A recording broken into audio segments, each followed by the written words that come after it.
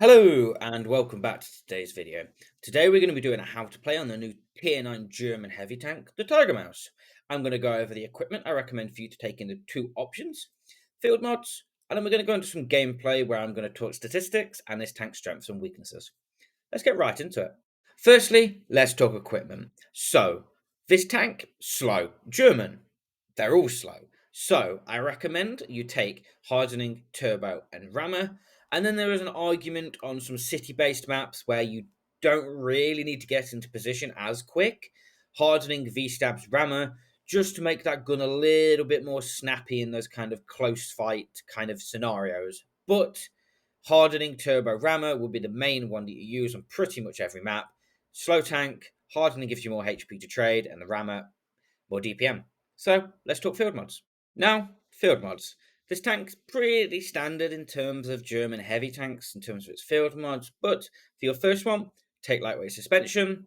Second one, parallax adjustment. Third one, periscope electric drive. Fourth one, an additional noise insulation. Then, depending on what equipment you're running, for example, if you're running a standard turbo, take the mobility slot and put the turbo in that for the extra boost. And if you're, for example, running an upgraded bounty turbo or a bond turbo, but you're running a normal gun rammer, take the fire slot, put the gun rammer in the fire slot, you get a little bit of a boost to your DPM. Same with V-stabs. So, let's get into some gameplay where I'll talk some statistics and this tank's strengths and weaknesses.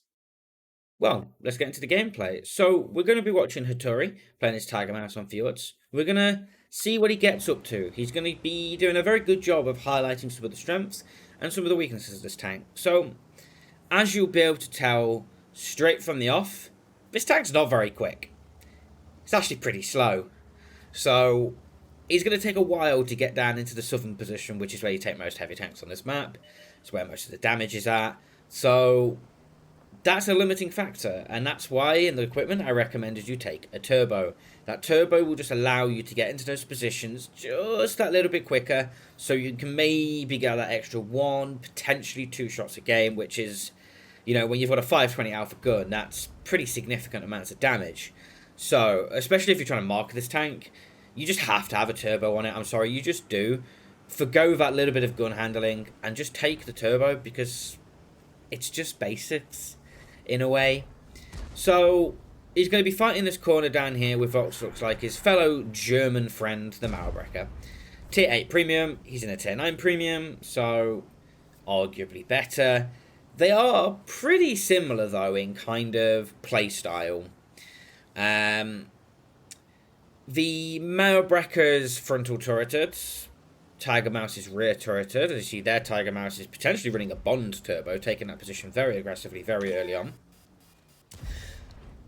But in terms of the German heavy tank issue of turret face being weak, it is it's the obvious weak point of this tank is just to shoot it in its turret face. However, the Tiger Mouse is a little bit of a trickster in that kind of a sense. Its turret face is 300 millimeters. That's mouse kind of turret face, but it's tier 9. However, it has a cupola, as you will see, so I will quickly highlight. It does have a cupola. And if any of you have, for example, played the tier 9 German tech tree, the Mauschen, you will know that it has a weakness in the sense of when it angles this part of the turret here. So as you see, when it's angled like this part of the turret becomes very weak due to the shape of the turret angling in. So you have to bear that in mind if you're playing it. But if you're playing against it and it's angling its frontal turret very well, shoot it there. And you're able to pen it with, I think, anything in the region of about 240 plus millimeters of pen. So pretty much anything can kind of roll pretty even and pen it. But the reason why I chose this replay is because I find it highlights the statistics of this tank very well. It's already shown us the top speed of 36, and this is with everything min-maxed, I must say. This is with running a Bond turbo, Bond rammer, Bond hardening, the statistics that I'm going to share with you. You can get this tank's top speed up to 36. which is, it's passable for a very heavy tank, but it's nothing to write home about.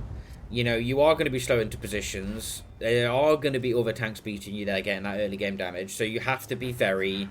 If you want to mark this tank, you've got to have very good marksmanship. Every shot counts. Also, its DPM is not incredible. It's pretty okay. 2642, so 2642. It's okay, but you are going to be outclassed by most other things at tier 9, especially stuff like the Conqueror.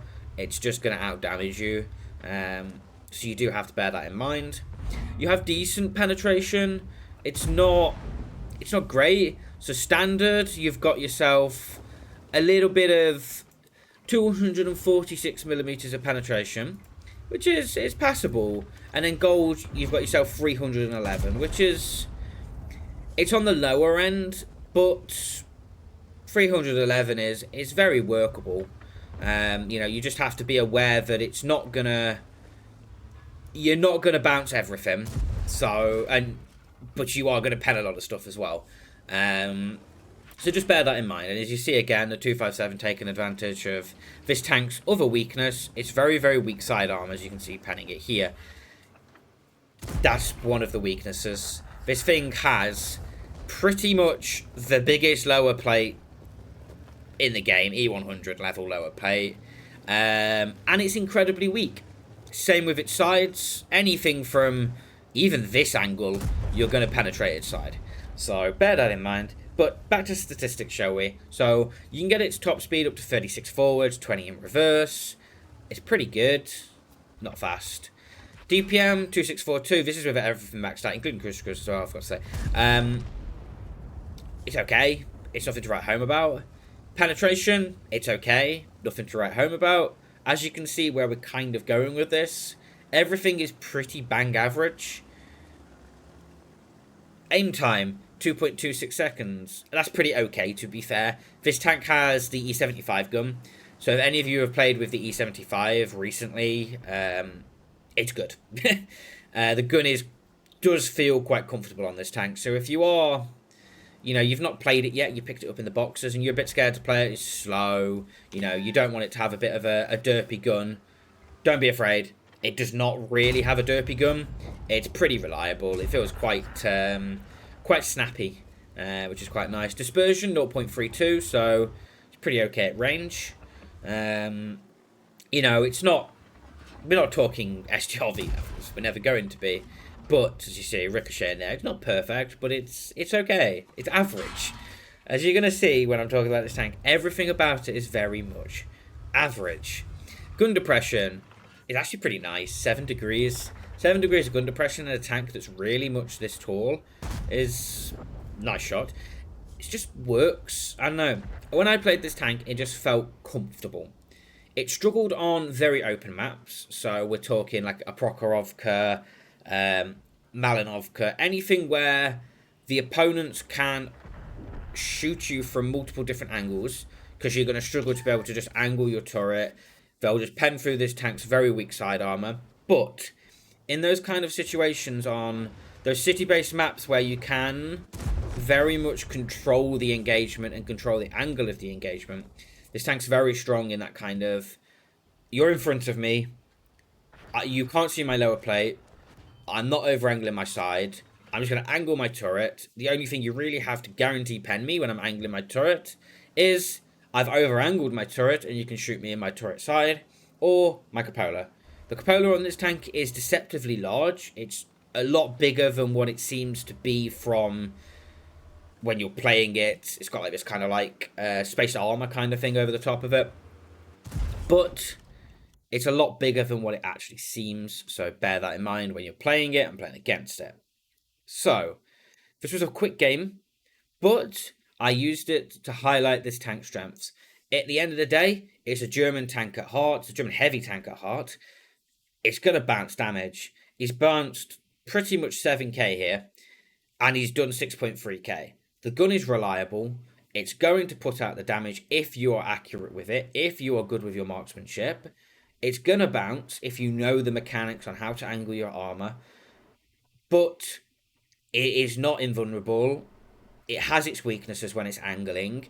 Its gun isn't perfect. It is going to let you down a percentage of the time, but if you are looking for a fun tank to play, I'm not advocating to go out and buy 240 boxes to get this tank, but if you're looking to buy some boxes and you just wanted to clarify whether this tank was any good for if you were to pick it up, yes, you'll enjoy it. It's slow, hard to make mistakes in, it's relatively forgiving.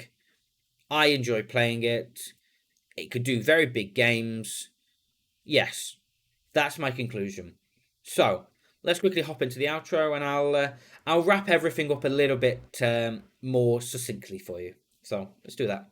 So yeah, that's it for today. A lot of you have been requesting me make this video. You know, I teased I may make it in my box opening video. So here it is for you guys who've been asking for it. And yeah, if you found me from this video, don't forget to like, comment, and subscribe. And if you want to see some more like this, I'm going to have a couple more videos out over the next couple of Sundays, at least until the end of the year. And I do regular daily advanced videos. We've got daily YouTube shorts going out. And, you know, I like to do these kind of videos, so when I get a little bit more time away from my university stuff, I'm going to get back into making these videos once a week for you. So keep your eyes out for that, and don't forget to sub, turn notifications on to get those notifications when they go up. And yeah, I'll see you all very, very soon.